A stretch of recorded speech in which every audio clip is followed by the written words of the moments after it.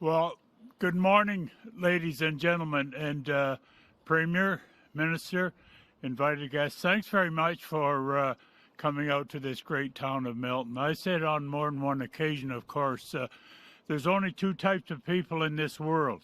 Those of us that are Miltonians or those of them who wish they were, but a great big Milton welcome. Very much look forward to the announcements by the Premier and the Minister here this morning. And of course, the Premier is well aware it's something that I and councils of the past have been advocating for quite some time. So this is the time for that great announcement. So great big drum roll. So Minister, let's hear from you. It's the great things that's going to happen here in Milton and Halton. Thank you and much appreciated. Yeah, thank you, Mayor. Really appreciate it. Thank you, Mayor. Good morning, everyone, and thank you, Mayor Krantz, for that kind introduction. It's great to be here in Milton alongside you, Mayor Krantz, Premier Ford, Minister Tangri, MPP Kusindova, and Phil Verster as well, and so many of you who are crucial to keeping our province moving. Under the leadership of Premier Ford, our government has the most ambitious public transit infrastructure plan in our province's history. We're making historic investments over the next decade to build the roads, highways, and transit our growing province desperately needs. This includes over $27 billion to renew, build, and expand highways in every corner of Ontario.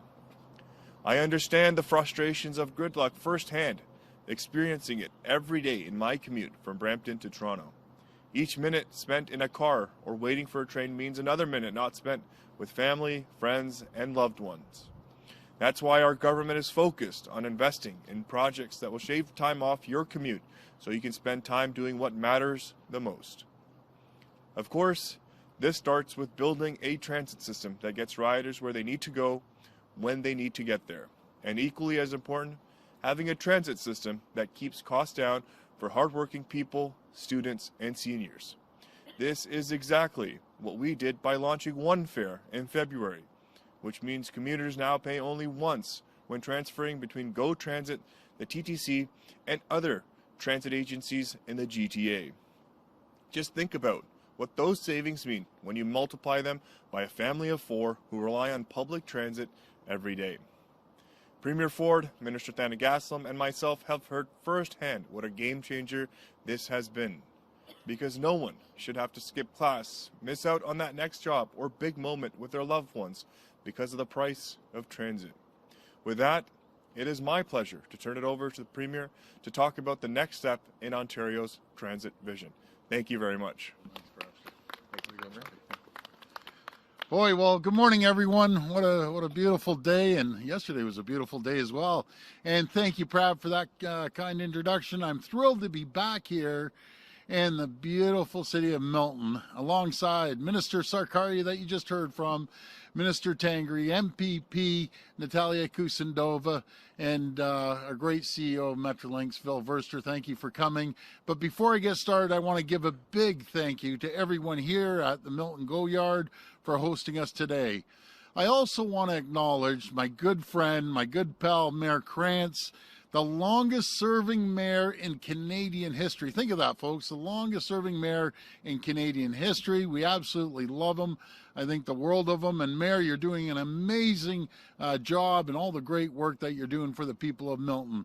And I can tell you, people of Milton appreciate you, and thank you for joining us today. Here in Milton and in communities across the province, our population is growing at an unprecedented pace. Just think of these numbers, folks. Over the last 2 years alone, we've welcomed over 1 million newcomers to Ontario. That's 1 million people all coming in within a 2-year span. Actually, it's a lot more than 1 million. And that growth is the likes of which this province has never seen before. And they're coming here because they know there's jobs here. It's a quality of life here. And we're going to continue to build on everything we can to make sure when they arrive and newcomers come here that they have a good paying job. Unlike previous governments that failed to plan for growth, we've embarked on the most ambitious plan to build in Ontario's history. I'm going to rattle off a few of these builds that we're doing. Just in healthcare alone, we've added over 3,000 new hospital beds, and we're investing nearly $50 billion over the next decade to support more than 50 new hospital projects across the province to add another 3,000 beds. In education, I had a good conversation with Minister Lecce this morning. Our government has invested more than $3.6 billion in capital construction projects, with $1.3 billion in new funding this year, including for 2 new schools, elementary schools in Milton, for close to 1,700 students. But since 2018, we've built 7 new schools in Milton and 1 very large expansion of a school. And we're getting shovels on the ground for major transportation projects. For example, we've expanded Highway 401 with 18 kilometers of new lanes between Mississauga and Milton. We're building the Bradford Bypass and Highway 413. We're also making great progress to transform public transit in the region as part of our largest transit expansion in North America. We recently launched One Fare, as the minister said, and Minister Thanigasalam did an incredible job with that as well, to eliminate the cost of transferring between local transit systems and GTA, saving transit riders on an average of $1,600 a year. We're bringing fast and reliable transit to downtown Mississauga and Brampton with the construction of the new Hazel McCallion line. Work is also ongoing on 4 new subway projects in the GTA. Basically, we're doubling the size of the subway system, including the Ontario line, the Scarborough subway extension, the Yonge North subway extension into York Region, and the Eglinton Crosstown West extension. And we're getting it done, folks. And friends, today we're here to announce the largest GO train expansion in more than a decade.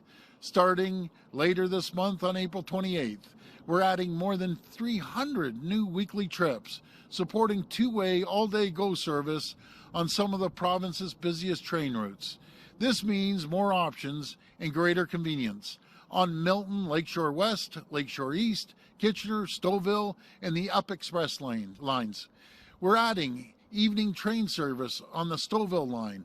For those traveling to and from the airport, every second Up Express train will soon be non-stop between Union Station and Pearson Airport. And for commuters in Milton, we're adding an additional morning rush hour train to Union Station and extra afternoon trip back to Milton Station. And as we do, Mayor Krantz, you have my word. We're going to keep urging the federal government to join us in a true cost-sharing partnership to build a fully separated passenger rail line so we can finally make 2-way all-day GO train service a reality here in Milton. Our government is ready and eager to invest. Friends, today's announcement represents a 15% increase in GO service. Along with almost $100 billion, we're investing in transportation infrastructure, including roads and highways. This historic expansion in GO train service will help fight gridlock on our roads, reduce travel times, and allow people to spend more time at home with their families. We're building transportation, we're building infrastructure, we're building hospitals, we're building long-term care, we're expanding service, we're keeping people and goods moving, including right here in Milton. And again, thank you, Mayor, for having us to your beautiful town, and thank you for joining us today. And may God bless the people of Ontario. Thank you. We will now go to reporters' questions. Reporters, please line up at the mic behind me. Please identify yourselves by name and outlet. It'll be 1 question, 1 follow-up. First reporter. Good morning, Premier. Megan Fitzpatrick from CBC News. Hi, Megan. Just want to ask you about the timing of today's announcement. Is it coincidental at all that you're making this announcement today with the by-election just around the corner? Is this a ploy to get votes from voters here in Milton? No, we're out there making announcements every single day in every region of this province, and this is a great announcement for the folks in Milton and everyone that rides the GO train. So we're going to keep making announcements, not just here, but everywhere in the province, and just telling people some of the great things that we're working together as a team through municipality cooperation with municipalities to build homes and transit and infrastructure. That's our plan, and we're going to keep going at it. I wanted to ask you about an issue last week about intimate partner violence and the bill that passed second reading. Just to be clear, are you now prepared to declare it an epidemic? Yes, and what we're doing, we put it to the Justice Committee. You know, there's one thing to pass the bill, there's another thing to put teeth into it, sit down, because it's a very serious situation we're facing here in Ontario. And I mentioned the conversation I had with a dad for 45 minutes that lost his grandkids, and I talked to him 2 days in a row, and you know, his words are, "Thank you. Our goal is to make sure this never happens to any other family."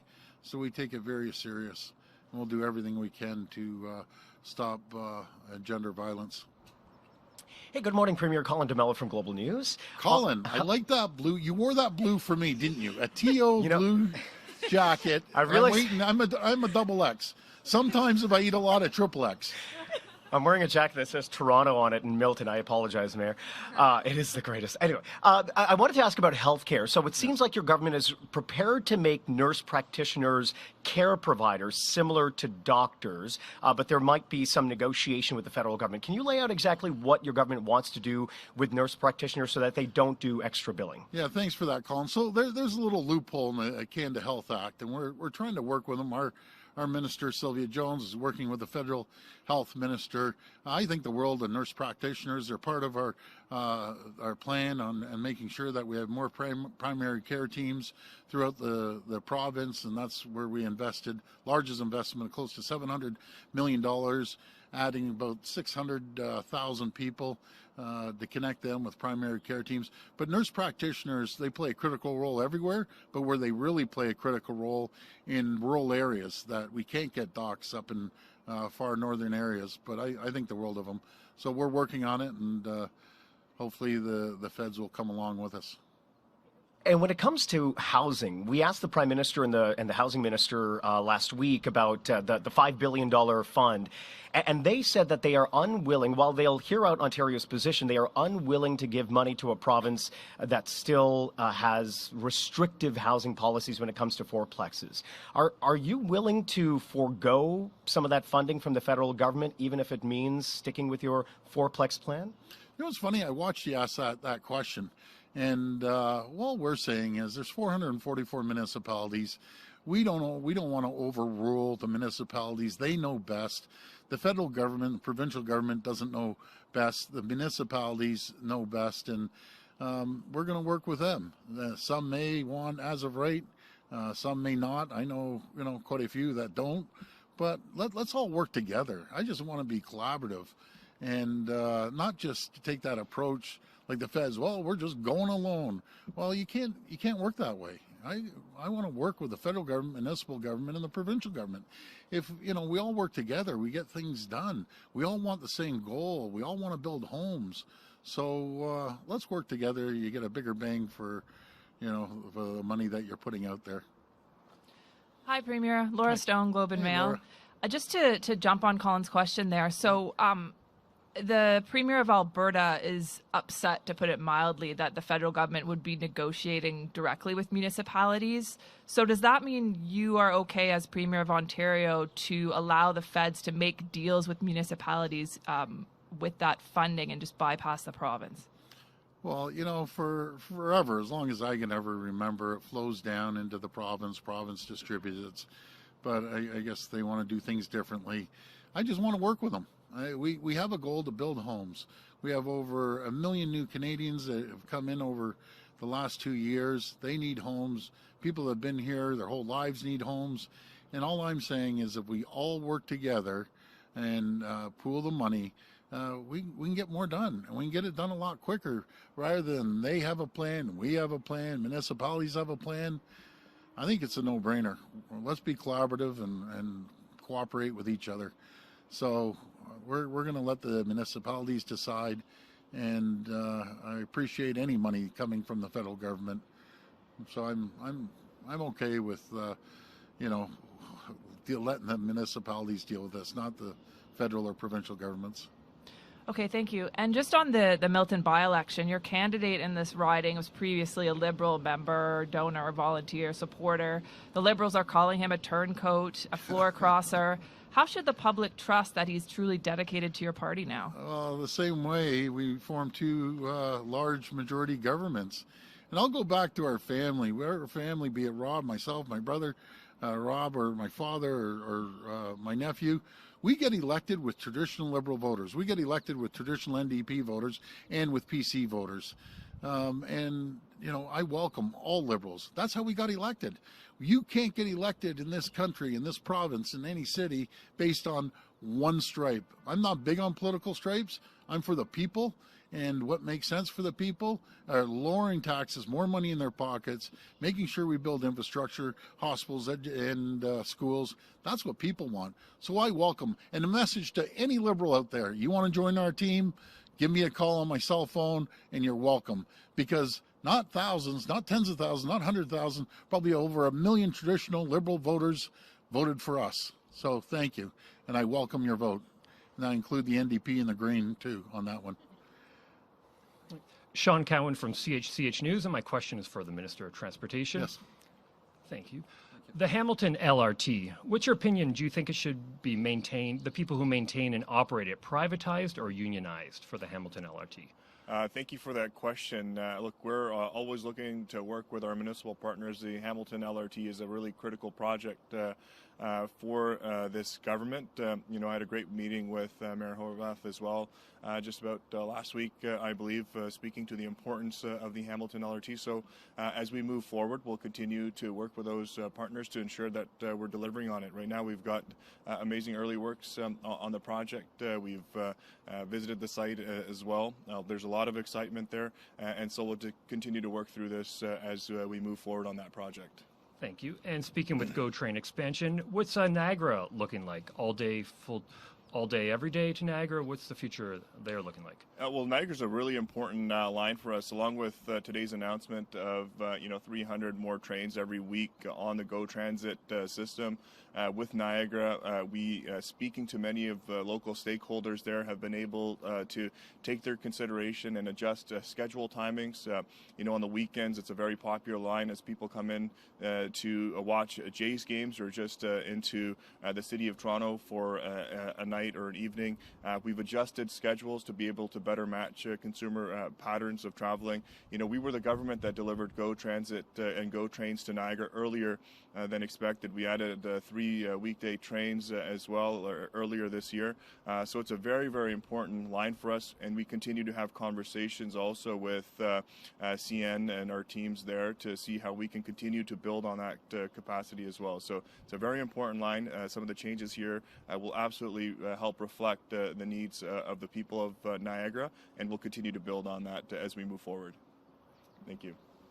This will be the last reporter.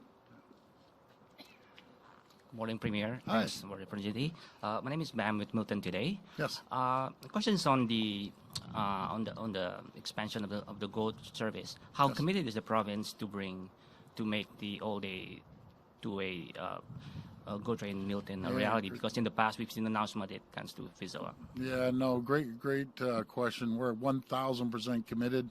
We're going to make it happen. And again, we're just going to continue working on it and delivering the best service we can to the people of Milton. We're asking the federal government, and so we have a dedicated line there to work with us, and I'm confident they'll come to the table. This will be the last question. Yeah. Thanks for that. And on the Campbellville Quarry, I know you've asked, last week. You mentioned that you'd like to see the EA process play out. Yes. But many in the community are saying, why bother with the EA if you're just gonna say, in your words, you need to stop if it's not something that the committee wants, and why not use a tool like MZO, for example? Yeah, well, it's under environmental assessment. We encourage all members of the community to write their comments in, and then when that time comes, we'll make a decision on that. But thank you for that. So, folks, thank you so much. Again, thanks, Mayor, for having us out and our whole team. If there's one thing you notice everywhere we're going, there's one thing in common in every municipality: we're building. We're building the hospitals, we're building the schools, building transit, we're expanding highways, building long-term care. So it's only thanks to each and every one of you. It's not about our government, it's about every person in Ontario that's pitching in. It's about the people here working at GO, helping us out in every other region, and we're building homes. So thank you so much, and God bless. Bye-bye.